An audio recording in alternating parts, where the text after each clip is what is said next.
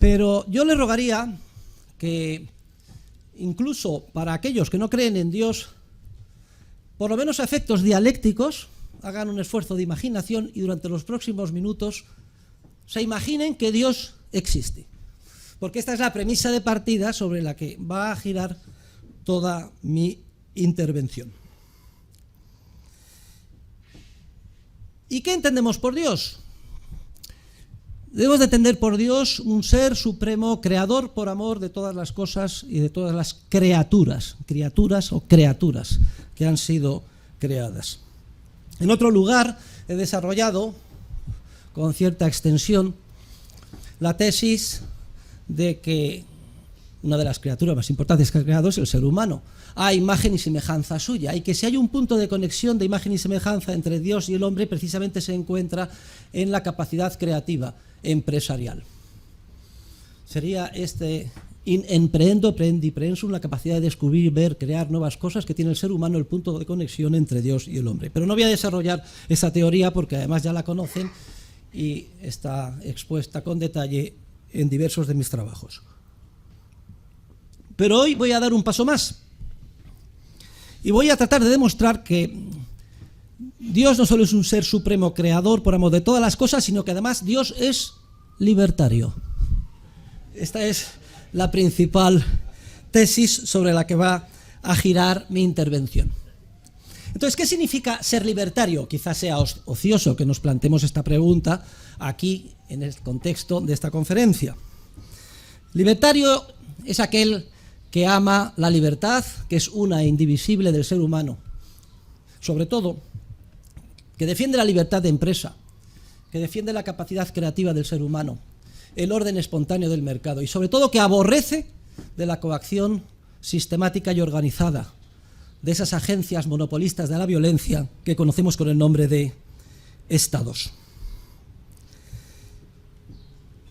En otros trabajos, por ejemplo, en mi artículo Liberalismo versus anarcocapitalismo, he estudiado con detalle por qué el Estado no solo no es necesario, sino que además es altamente ineficiente y sobre todo inmoral, y por qué hay que desmantelarlo.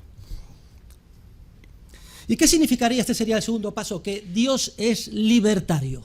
¿Qué sentido debemos de dar a esta frase, a esta expresión? Significa esto que siendo Dios Señor de todo el universo, que ha creado con sus leyes de la nada, que tiene por tanto el poder absoluto sobre la Tierra y el resto del universo,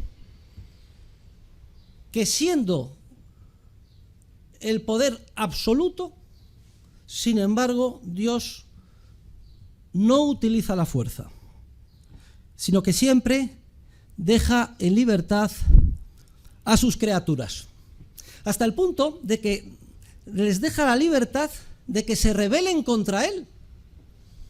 Y así tenemos el caso de los ángeles caídos, seres espirituales que se rebelan contra su Creador.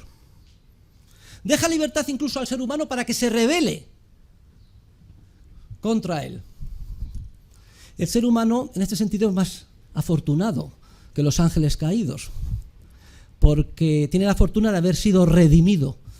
Es decir, una y otra vez Dios perdona al ser humano y le permite que se levante y vuelva a empezar.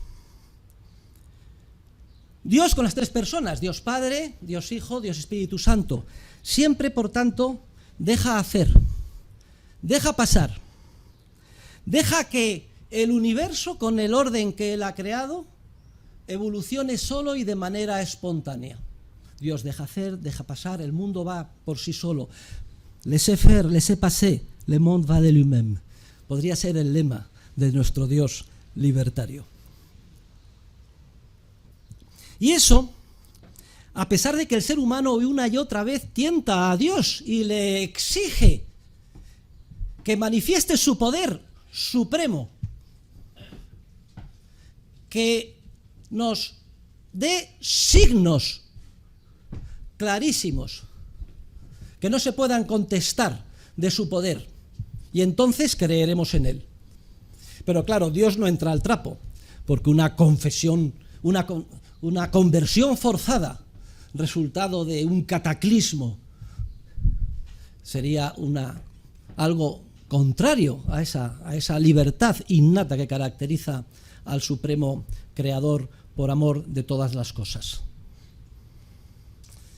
Los celotes, en la época de Jesús, y el mundo sigue lleno hoy en día de celotes, clamaban y pedían porque se creara un Estado mundial omnipotente, un reino del Mesías que ejerciera su poder e impusiera su voluntad sobre todo el mundo. Otros signos también se pedían cuando está crucificado en la cruz, en plan de burla: si eres hijo de Dios, baja de la cruz y entonces creeremos en ti. Pero Jesús, Dios Hijo, libertario, no baja de la cruz. ¿Y por qué no hace llover una lluvia de fuego que arrase, manifestando la voluntad del Supremo Creador? Como el napalm en la guerra del Vietnam. O la madre o el padre de todas las bombas de Donald Trump. Incluso apóstoles tan queridos de Dios Hijo como Santiago y Juan, nada más y nada menos, caen en esta tentación de pedir a Dios Hijo que arrase con fuego e imponga su poder. Vamos a verlo exactamente, lo tenemos en San Lucas, en el capítulo 9. Dice que entraron en una aldea de samaritanos para hacer los preparativos, pero no lo recibieron porque su aspecto era el de uno que caminaba hacia Jerusalén. Al ver esto, Santiago y Juan, discípulos suyos, le dijeron: Señor, ¿quieres que digamos que baje fuego del cielo que acabe con ellos? Jesús se volvió y les regañó fuertemente y se encaminaron a otra aldea. ¿Y esto por qué? Porque Dios, en este caso Dios Hijo, es libertario.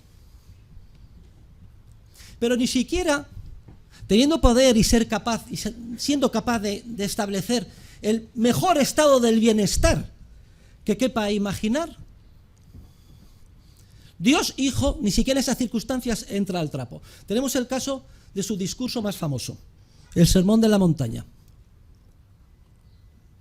con las bienaventuranzas. Y una multitud después se apiada de ella porque no tiene nada que comer y viene el milagro de la multiplicación de los panes. Y quedaron todos satisfechos y se dieron cuenta de que era capaz de alimentar gratis a todo el mundo. Eso era jauja.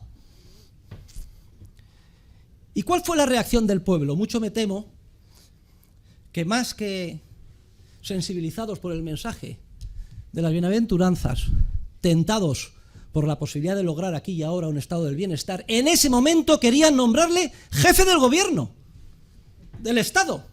En pocas palabras, hacerle rey. Veamos cómo lo dice el Evangelio de San Juan.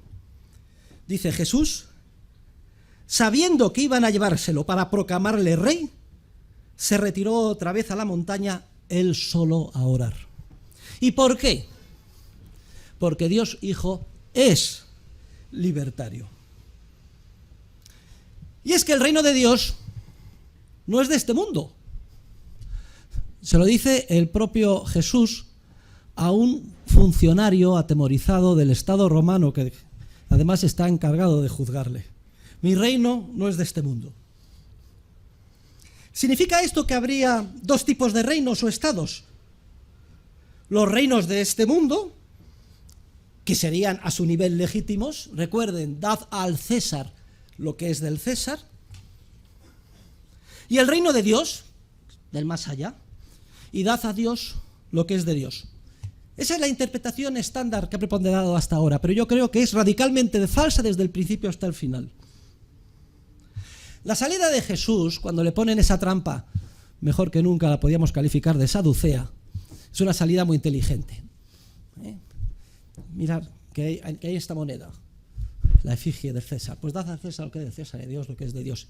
Y se quitó de problemas aquí y ahora. Pero en ningún momento especifica qué es lo que era del César. Posiblemente nada. De hecho, nunca pagó ningún impuesto Jesús. La única vez que tuvo que pagar un impuesto, encargó que pescaran un pez, le abrieran las vísceras y que ahí estaba el denario y que con eso pagaran los impuestos.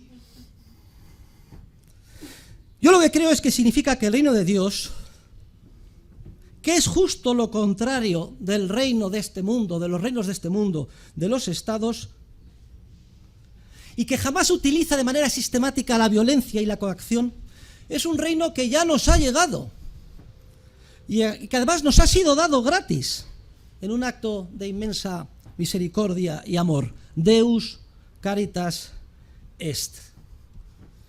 Y que debe de acabar con el desmantelamiento de los reinos de este mundo, de los estados de este mundo, porque Dios es libertario y el hombre está hecho a imagen y semejanza de Dios.